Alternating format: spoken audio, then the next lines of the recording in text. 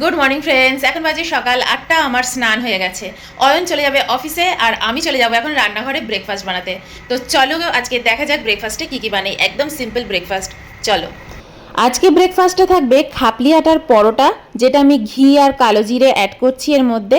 আর থাকবে খান্ডেশ্বরী চিনি দিয়ে চা।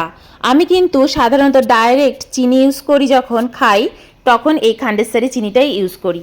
লাস্ট ওয়েনার থেকে আমি যে চা পাতাটা নিয়ে এসেছিলাম সেটা দিয়েই চাটা বানাচ্ছি। তার মধ্যে একটুখানি আদাও মিক্স করে নিচ্ছি। একটু আদা দিয়ে চায়ের ফ্লেভারটা দারুণ আসবে। আর লোহার তাওয়াটাও বের করে নিয়েছি। পরোটা আমি সাধারণত লোহার তাওয়াতেই করে থাকি, খেতেও খুব ভালো হয়, টেস্টি হয়। চাটা ফুটে উঠেছে, দুধ অ্যাড করলাম, দুধের কৌটোটাও শেষ হয়ে গেল। আর এদিকে আমি পরোটাটাও উল্টে পাল্টে দিচ্ছি। আজকে একেবারে বিলোনা ঘি দিয়েই পরোটা বানাবো।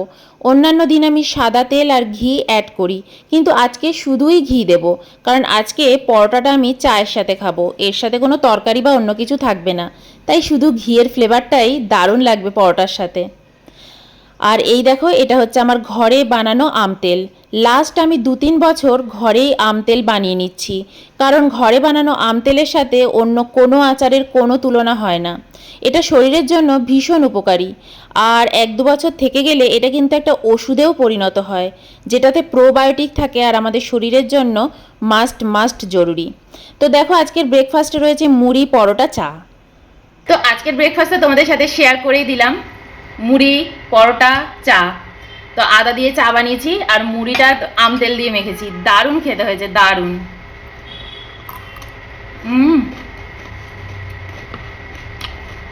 কাঁচা লঙ্কা। সকালবেলার ব্রেকফাস্টটা না ভীষণ ইম্পর্টেন্ট।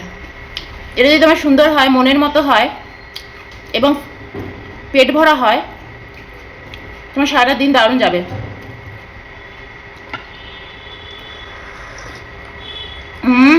ফাটাফাটি চাটা, ফাটাফাটি হয়েছে।